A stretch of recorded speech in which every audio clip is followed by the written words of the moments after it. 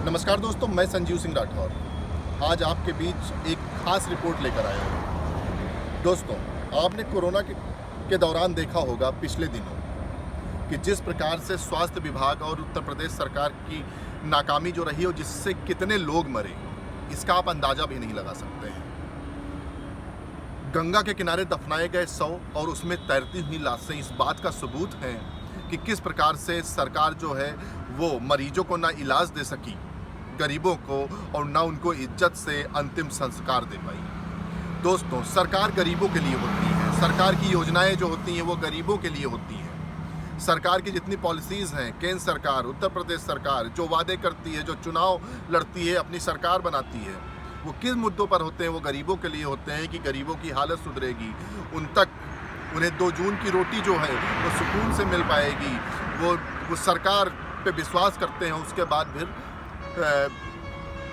जनता जो है वो सरकार पर विश्वास करके और उनको अपना सरकार बनाती है। दोस्तों, आपने देखा होगा कि किस प्रकार से लोग सड़कों पर मरे। हॉस्पिटल्स में आपने देखा होगा कि किस प्रकार से जो है वो कितने एडमिट होने के लिए लोग तड़पते रहे। किसी की जान सड़क पर गई, किसी की जान एम्बुलेंस में गई, किसी की ठेले पे, किसी की गाड़ियों में, तो किसी की घर पर। और अगर वो हॉस्पिटल तक पहुँचे भी तो इतना महंगा इलाज कि शायद वो उसको भी बर्दाश्त नहीं कर पाए और इलाज ना होने के कारण उनकी मौत हो गई। दोस्तों, आज की मेरी जो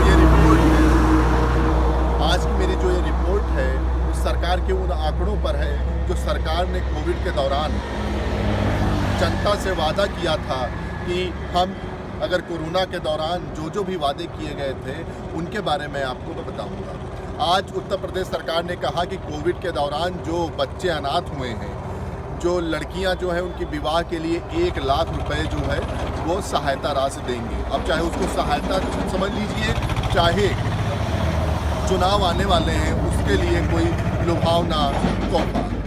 दोस्तों, डेथ सर्टिफिकेट पर जो लोग मरे हैं उनके डेथ सर्टिफिकेट पर कोरोना नहीं लिखा गया, लेकिन उनके साथ कोविड जैसा व्यवहार हुआ। उनकी रिपोर्ट कोविड पॉजिटिव आई, उनको कोरोना की तरह कोविड प्रोटोकॉल को लेकर उनका अंतिम संस्कार किया गया, लेकिन उनके डेथ सर्टिफिकेट पर कोविड नहीं लिखा गया। इसका क्या मतलब है?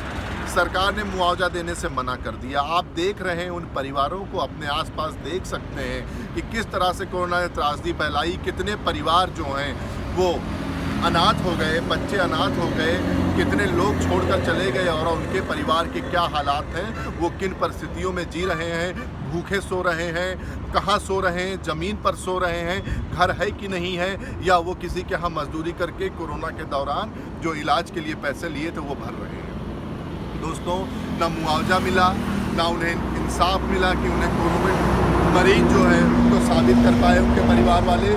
बीच मझधार में लोगों को छोड़ दिया गया, उन परिवार वालों को छोड़ दिया गया जो जिनकी परिवार में कोविड से मौत हुई थी। तो दोस्तों, ये इस तरह के आंकड़े हैं। टीम 11 उत्तर प्रदेश में बनाई गई। उत्तर प्रदेश सरकार ने किसानों के लिए, आम जनता के लिए बहुत सारे आंकड़े उन्होंने दिखाए, बहुत सारे तोहफे दिखाए, और आंकड़ों की छेड़छाड़ में इतना बड़ा खुलासा हुआ कि मैं आपको क्या बताऊं। जब कोरोना काल में जब अंतिम संस्कार हो रहे थे तो जिले भर में दूसरे जिलों से उत्तर प्रदेश के लकड़ियां आ रही थी, लाशें कतार में लगी हुई थी, ऑक्सीजन की कमी पड़ गई, लोग ऑक्सीजन से मर गए, और सरकार कह रही है सुप्रीम कोर्ट में कि ऑक्सीजन की कमी से कोई मौत नहीं हुई है। तो ये झूठ नहीं तो और क्या है। जनता भी जो है वो सरकार पर जो है विश्वास कर रही है, और किस प्रकार से एक वातावरण तैयार हो रहा है सरकार के प्रति, किस प्रकार से लोग अंधभक्त होते जा रहे हैं। ना जनता विरोध कर रही है, जनता विरोध भी कर रही है, तो जनता का जवाब जो है वो जनता दे रही है। तो किस प्रकार का एक राजनीतिक वैमनस्यता का वातावरण बना हुआ है और लोगों के साथ क्या हो रहा है। कोरोना की त्रासदी के साथ साथ आप देख रहे हैं महंगाई जो है उसने लोगों की कमर तोड़ दी। हर चीज़ के दाम आसमान छू रहे हैं, चाहे वो डीजल हो, पेट्रोल हो, खाद्य पदार्थ हो, और साथ ही साथ किसान जो है वो भी मर रहा है, क्योंकि अगर बारिश नहीं हो रही है तो उसको पंपसेट से धान का सीज़न चल रहा है रुपाई का।